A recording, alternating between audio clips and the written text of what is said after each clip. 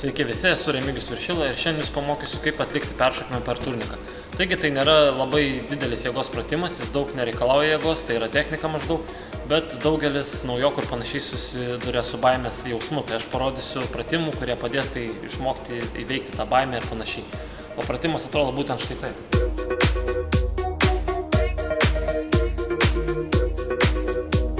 Taigi, kad nugalėt baimę, jums reikėtų pradžioje ant mažo kokio aukščio treniruotis, ant mažo turniko ir panašiai. Ir yra pats šokimo principas, tai yra pasvirimas, nebijoti svirti, įsivaizduoti, kad jūs neriat per priekį. Tiesiog, va, kai būna, jūs rankos, jūsų pečiai kažkiek turi pasvirti virš turniko.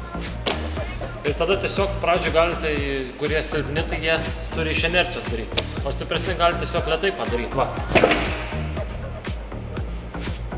Jums tiesiog reikia visą korpusą mesti per turniką, nes jūs, pavyzdžiui, ateik čia, jūs, pavyzdžiui, darot pasvirimą, tai šokat, peršokimas yra pats, tai yra kritimas per turniką, bet tai nėra baisu, nes svarbiausia, jums reikia sulenkt kelius.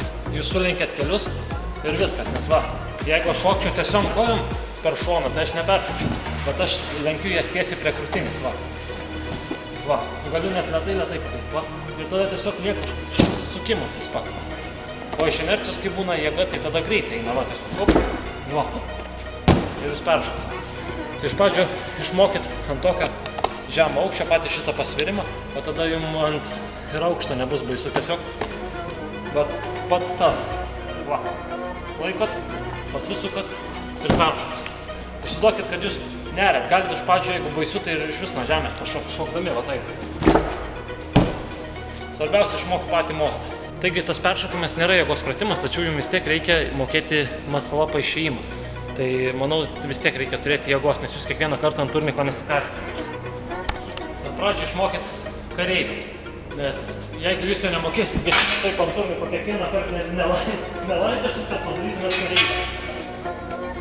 Turit mokėti masalapą, o jis atrodo štai taip. Ir tada iškart šokat. Svarbiausia yra pats pasvirimas per turniką. Jūs iššokat ir tada tiesiog sulenkėt kelius ir iškart pagausit turniką. Tai tiek šioje pamokoje, svarbiausia nebijokite. Nu, Remigijus nusišypsok.